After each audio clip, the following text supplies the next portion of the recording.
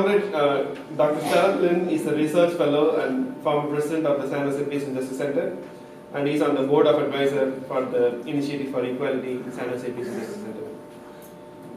Comrade Sharat was a co-founder of many organizations such as South Asians for Collective Actions and WILAB, and member of Nyon Assembly.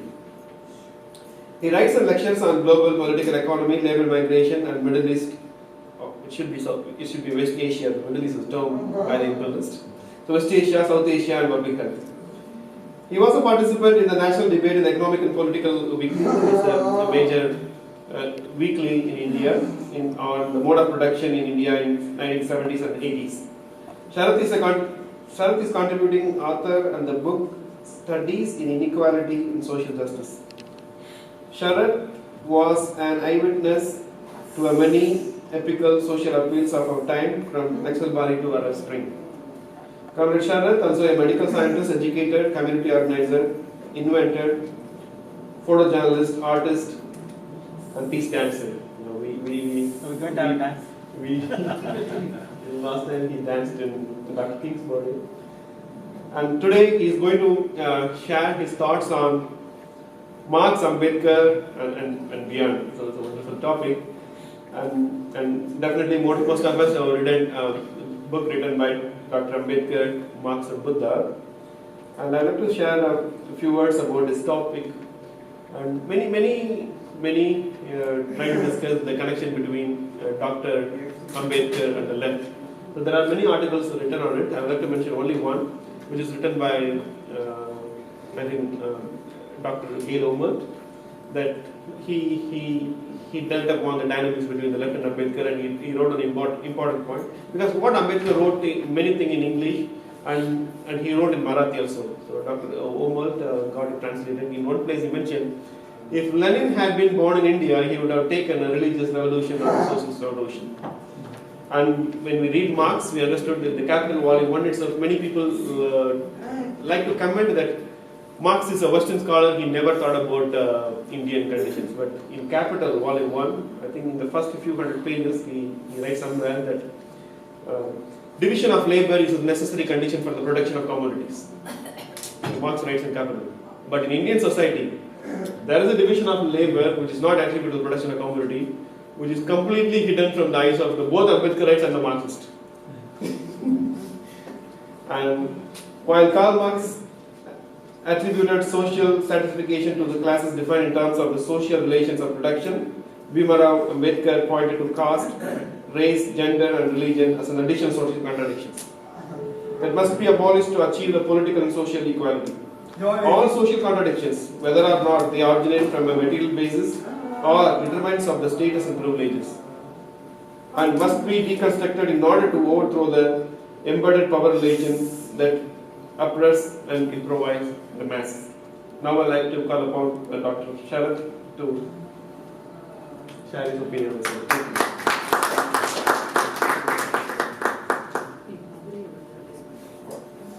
Well, thank you so much for inviting me. I apologize that I came late because I had other commitments earlier in the day, but there have been so many programs this weekend. But I'm really delighted to be here and to have this opportunity to talk about a subject matter that comes about just because of what Dr. Bhimarao Ambedkar stood for. And now I personally am a Marxist, and those of you who know about my writings, know that from my writings that I am a Marxist. And Marx, of course, talked about classes.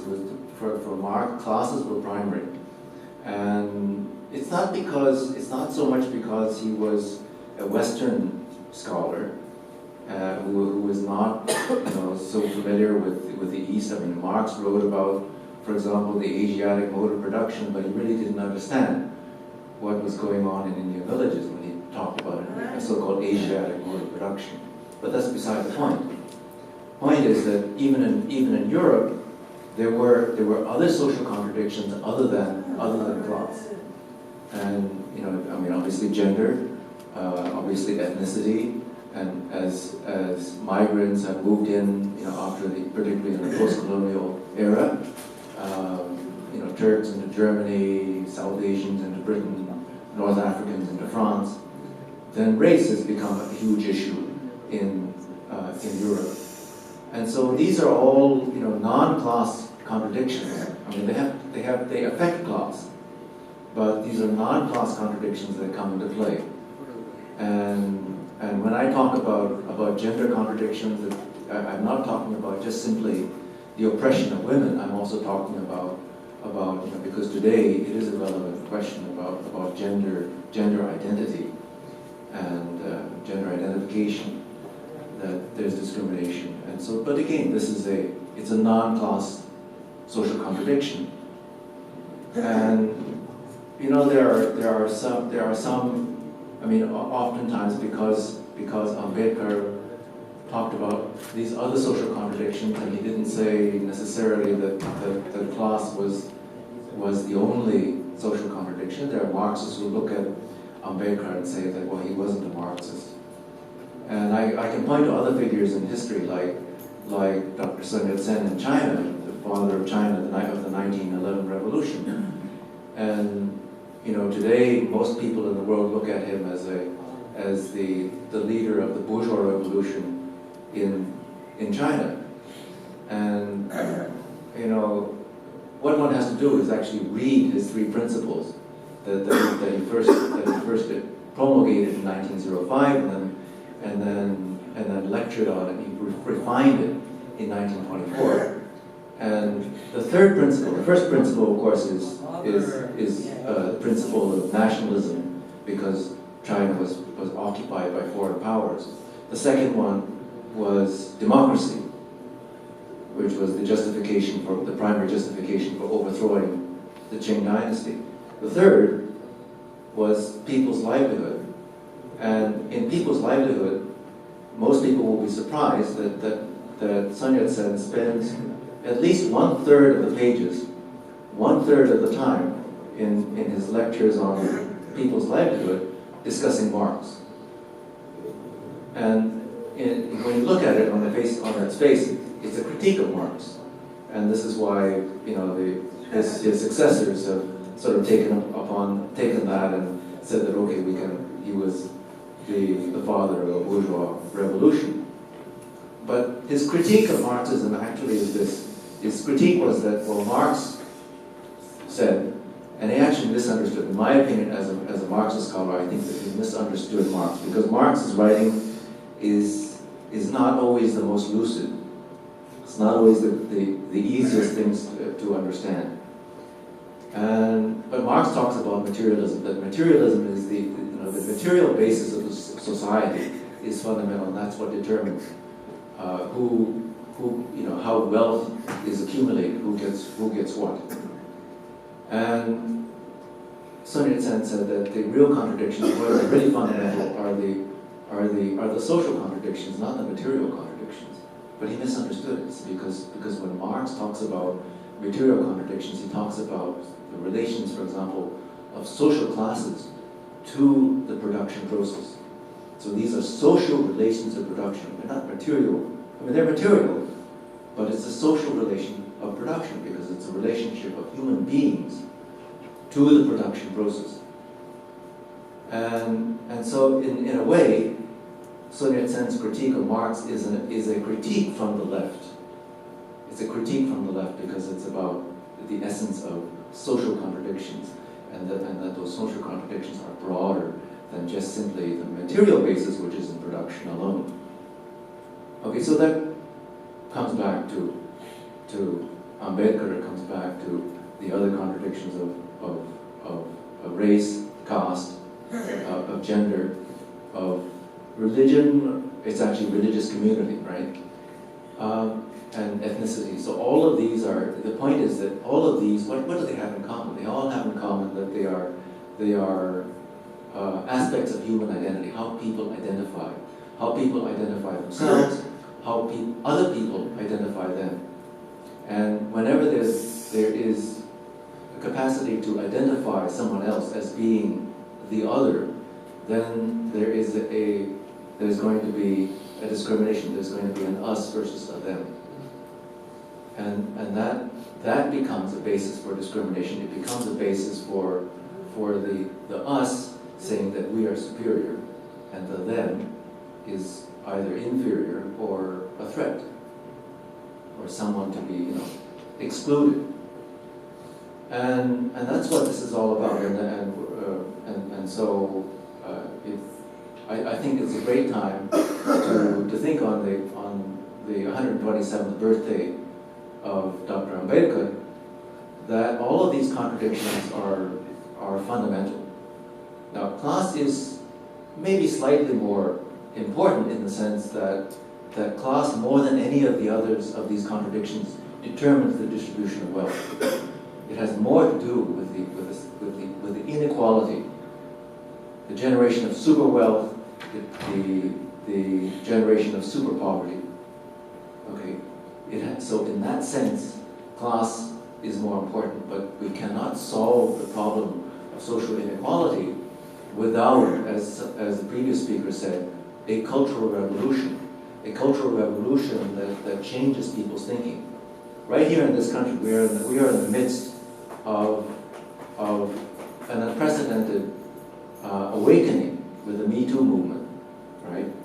That finally it's coming to the front pages of our newspapers. It's coming to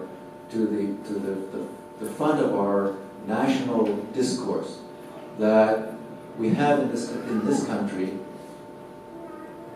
this, what is sometimes considered one of the pioneering democracies of the world. Of course, it has many deficiencies as a democracy, but nevertheless, we still have as much patriarchy. There's as much patriarchy today in the United States as there was when this country was founded, more than 200 years ago, because there was never a cultural revolution against patriarchy. Okay, the United States abolished slavery in 1864-65. Why is there still an oppression of African Americans? Because we never had a cultural revolution against racism in this country. We've struggled against it. We've made some improvements, but we've never really had a cultural revolution that has overthrown, that has abolished white supremacy. Okay, so it's the same thing in India, that we have the primary migration of Indians to this country are Brahmins, and they come here with some of them are liberals. Many of them are vote Democratic and or progressive parties, and yet they still have embedded with them this Brahminical supremacy, and so that has to be overcome. So what is needed is a cultural revolution among the upper castes to overcome that. And so this is a great time for us to think about how we can do this. How we need to change our thinking. And Cornel West taught me something, because he said that he's one of the most militant black academics in the United States today. And he pointed out that there's even an element of white supremacy in himself, in Cornel West. And so it's important for all of us, it's important for me to look for, I spent time both I lived and worked in India as well as in the United States. I went to school mostly here in the United States. And in elementary school, I went to an all-white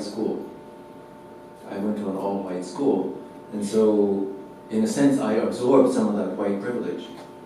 And so, even though I'm a person of color, there is an element of white supremacy that comes about from that sort of quasi-white privilege that's in me, and I have to fight against it.